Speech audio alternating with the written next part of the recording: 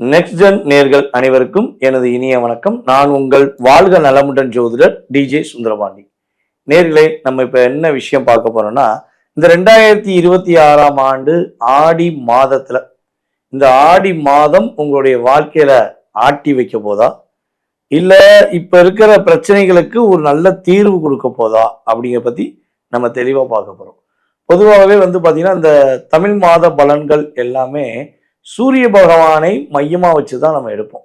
So அப்ப சூரிய பகவான் எந்த ராசிக்குள்ள வராரு அப்படின்னா, இந்த ஆடி மாதம் சரியாக 17/6/2026 சரியாக சூரிய பகவான் ஆடி மாதம் 1ஆம் தேதி நம்மளுடைய கால சக்கரத்துக்கு 4ஆம் வீடான கடக ராசிக்குள்ள நம்முடைய சூரிய பகவான் உள்ள வர.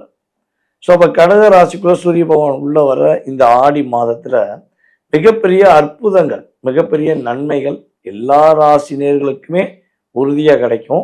இதுல உங்களுடைய ராசிக்கு என்னென்ன மாற்றங்களை, ராசியின் அடிப்படையில சூரிய பகவான் அமர்ந்த இடம், அதே போல சூரிய பகவானை தவிர்த்து மற்ற கிரகங்களும், சூரிய பகவானும் மற்ற கிரகங்களும் இணைந்து உங்களுக்கு என்னென்ன மாற்றங்களை கொடுக்க போறாங்கன்னு சொல்லி நம்ம தெளிவா பார்க்கலாம். அதாவது மற்ற கிரகங்கள் அப்படின்னு சொல்லி பார்க்கும்போது பார்த்தீங்கன்னா, நம்முடைய ரிஷப ராசியில செவ்வாய் பகவான் கிட்டத்தட்ட இந்த ஆங்கில மாத தேதிப்படி பார்த்தீங்கன்னா 2ஆம் தேதி வரையும் அவர் எங்க இருப்பாரு, ரிஷபராசியில் இருப்பார், செவ்வாய் பகவான் இருப்பார். 3ஆம் தேதி 3/8/2026 நம்முடைய செவ்வாய் பகவான் மிதுன ராசிக்குள்ள பயணம் செய்வார். ஆல்ரெடி மிதுனத்துல நம்முடைய புதன் பகவான் அமர்ந்திருக்கிறார். அதே போல கடகத்துல நம்முடைய குரு பகவான் இருக்காரு. குருவோட சேர்ந்து சூரியன் இப்ப ஒரு மாதம் டிராவல் பண்ண போறாரு. சுக்கிர பகவான் பார்த்தீங்கன்னா இப்போ சிம்ம ராசிக்குள்ள கேதுவோட இணைந்த சுக்கிர பகவான் கரெக்டாக 1/8/2026 என்ன பண்றாரு, தன்னுடைய கன்னி ராசிக்குள்ள நீசம் பெற்ற கன்னி ராசிக்குள்ள சுக்கிர பகவான் தன்னுடைய பயணத்தை செயல்படுத்துவாருங்கிறது பார்க்குறோம். ஸோ அதே போல பார்த்தீங்கன்னா நம்முடைய ராகு பகவான் கும்ப ராசியிலையும், சனி பகவான் பார்த்தீங்கன்னா கரெக்டாக இந்த ஜூலை 27 என்ன பண்றாரு, நம்மளுடைய மீன ராசிலேயே இந்த மாதம் என்ன பண்றாரு, வக்ரம் அடைகிறார். ஸோ இந்த கிரகங்களுடைய அமைப்பின் ரீதியாக உங்களுடைய லைஃப்ல என்னென்ன மாற்றங்கள் ஏற்பட போகுது, என்னென்ன முன்னேற்றங்கள் ஏற்பட போகுதுங்கிறத பார்க்க போறோம். வாங்க வீடியோக்குள்ள போகலாம். சிம்ம ராசி அன்பர்களுக்கு இந்த ஆடி மாதம் மிகப்பெரிய சிறப்பான மாதம். கிட்டத்தட்ட ஆடி 18 வரையும் ஒரு கணக்கு, ஆடி 18க்கு அப்புறம் அதுக்கப்புறம் ஒரு கணக்கு அப்படிங்கிற 2 விதமான சிந்தனையில நீங்க செயல்பட போறீங்க. அது எப்படி சார் 2 விதமான சிந்தனை அப்படின்னா, ஃபர்ஸ்ட் விஷயம் ஆடி 18க்கு, அதாவது ஆடி மாதம் 1ஆம் தேதி என்ன பண்றாரு, நம்முடைய சூரிய பகவான் கரெக்டாக உங்களுடைய ராசிக்கு 12ஆம் இடத்துல உட்காந்துறாரு. சரியா? அப்போ கரெக்டாக ஒரு 12ஆம் இடத்துல அமர்ந்திருக்கனால வெளியூர் பயணங்களாக மேற்கொள்வீங்க. வெளியூர், வெளி மாநிலம், வெளிநாடு. ஸோ இந்த பயணங்கள்லாம் போய் அதன் மூலமாக நிறைய விஷயங்களை செயல்படுத்தக்கூடிய ஒரு வாய்ப்பு உண்டு. இருக்கிற இடத்த விட்டு நகர்ந்து அப்படின்னு சொல்லுவோம். இது கம்பெனி விட்டு கம்பெனி மாறலாம், இல்லை ஒரே கம்பெனியில் இன்னொரு இடத்துக்கு மாறக்கூடிய வாய்ப்பு. ஸோ இந்த வாய்ப்புலாம் பார்த்தீங்கன்னா நம்மளுடைய சிம்மராசி என்பவர்களுக்கு கிரகம் கொடுக்குது. ஸோ அதே போல் பார்த்தீங்கன்னா உங்களுக்கு இப்போ ஒரு மன அழுத்தம் ஒரு கிட்டத்தட்ட ஒரு வருட காலமாக கொஞ்சம் அதிகமாக இருக்கு. ஸோ இந்த மன அழுத்தத்துக்கு ஒரு விடிவு காலம் வேணும். நான் நினைக்கிற விஷயம் நடக்கணும், இது எப்போ நடக்கும் அப்படின்னு எதிர்பார்த்துக்கிருக்க உங்களுடைய சிந்தனைக்கு நடக்கும். நீ கவலைப்படாத, நான் நடத்தி கொடுப்பேன் அப்படின்னு யார் சொல்ல போறா, உங்களுடைய ராசியின் அதிபதி என்ன பண்ண போறாரு, பின்பலமாக இருந்து உங்களை இயக்க போறாரு. ஏன்னா சிம்ம ராசிக்காரங்க பல பேருக்கு பின்பமா இருந்திருக்கீங்க. பல பேருடைய வாழ்க்கையில மாற்றம் கொடுக்கணுங்கிறதுக்காண்டி நீங்க என்ன பண்ணிருக்கீங்க, எவ்வளவோ உதவி செஞ்சிருக்கீங்க.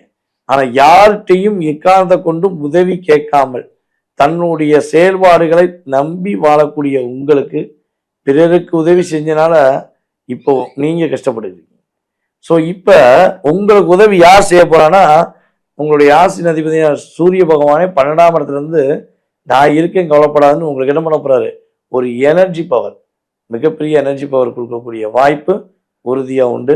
அதே போல வேலை தேடி கொண்டிருக்கின்ற வேலை வாய்ப்புல எப்பயா கிடைச்சிடாதான், நம்ம பிடிச்ச வேலை கிடைச்சிடாதான்னு எதிர்பார்க்குற சிம்மராசி என்பவர்களுக்கு பிடித்தமான வேலை கிடைக்கக்கூடிய வாய்ப்பு உண்டு. வேலையில எவ்வளவுதான் பிரச்சனை போராட்டங்கள் இருந்தாலும் அந்த பிரச்சனைக்கும் போராட்டத்துக்கும் ஒரு முடிவு காலம் எதிர்பார்க்கீங்களா? உண்மையா விசுவாசமா வேலை பார்க்குற உங்களுக்கு மதிப்பு கொடுக்காம போலியா நடிக்கக்கூடிய ஒரு நபர்களுக்கு கிடைக்கக்கூடிய அங்கீகாரத்தை பார்த்து நீங்க பொறாமப்படல, மனசார ஒரு கஷ்டப்படுறீங்க. என்னடா அது, நான் எவ்வளோ நேரம் இந்த கம்பெனிக்காண்டி உழைக்கிறேன், இந்த கடைக்காண்டி இருக்கிறேன், இந்த அலுவலகத்தில் இருக்கிறேன், ஸோ எனக்காண்டி அங்கீகாரம் கொடுக்க மாட்டேங்காங்களே அப்படின்னு ஒரு மனசுக்குள்ள ஒரு மன கவலைகள் இருந்தால் அந்த கவலைகள் வெளியேறும். உறுதியாக உங்களுக்கான அங்கீகாரம் கிடைக்கக்கூடிய பாக்கியம் ஆடி 18க்குள்ள கிடைச்சிடும். ஆடி 18க்கு அப்புறம் பொருளாதாரம் சார்ந்த விஷயங்கள் உள்ள தடை விலக போகுது.